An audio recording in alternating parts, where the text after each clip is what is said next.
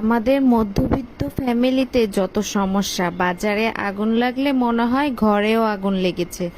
বাজারে কোনো সবজি, মাছ, মাংস কোনো কিছু ধরা যায় না, সব কিছু হাতের নাগালের বাহিরে। আসসালামু আলাইকুম, আপনারা সবাই কেমন আছেন? আশা করি ভালো আছেন। আমিও ভালো আছি, আলহামদুলিল্লাহ। তো বিবাহিত আপুদের প্রত্যেক দিন একটা চিন্তা, কি রান্না করব, কি রান্না করলে ভালো লাগবে, কি দিয়ে রান্না করলে সবাই খাবে, সে চিন্তা করতে করতে এক দুপুর চলে যায়।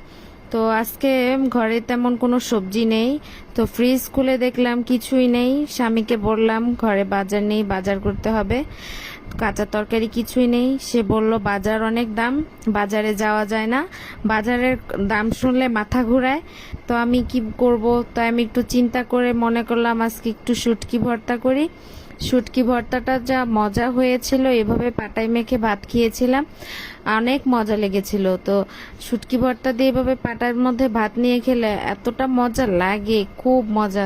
সাথে ছিল আলু ভর্তাও করলাম, মরিচ পেঁয়াজ এভাবে সুন্দর করে মেখে নিয়েছি, নিয়ে আলু ভর্তাটা বানাবো। তো আজকের আলু ভর্তা শুটকি ভর্তা দিয়ে আজকের দিনটা চালিয়ে দিলাম।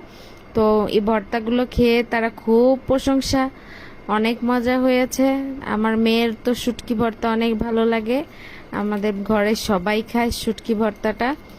আপনারা এইভাবে বাসায় ট্রাই করতে পারবেন দেখে, আমার কাছে তো অনেক ভালো লেগেছে।